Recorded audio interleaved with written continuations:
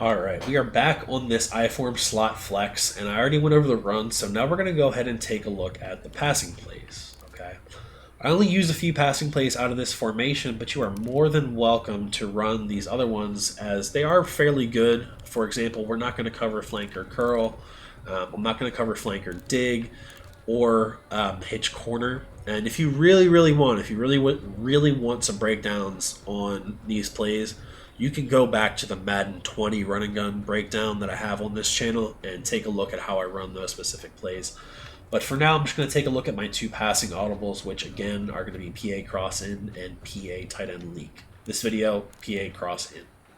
I run this a specific way and for a specific reason. You can run it against man or zone coverage, but I really like to run this play against people that are blitzing a lot. And the way I run this is exactly how I ran it last year.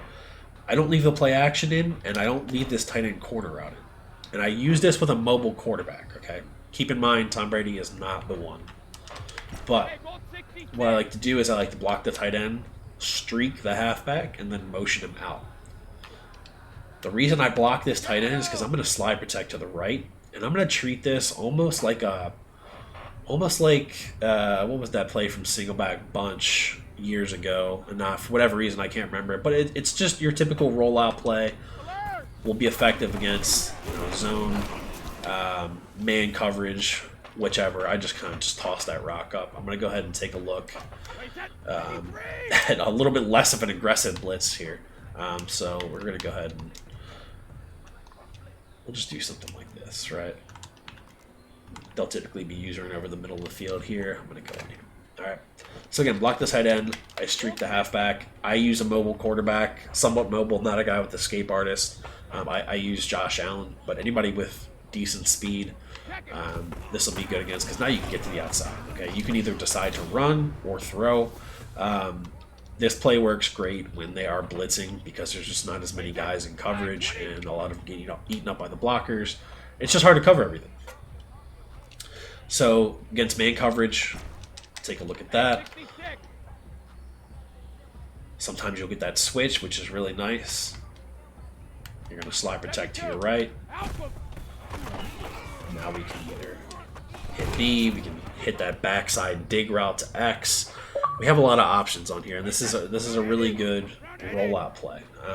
Yes, of course, you do give away that you're passing when you motion your halfback, but typically, like I said, I run this when people are blitzing. People will have already set up their blitz before I motion that guy out, so it's all good. They've already blitzed all the guys that they're going to blitz. They may make a few adjustments, but at that point, they're pretty much committed to running that setup. So you're good. You're good.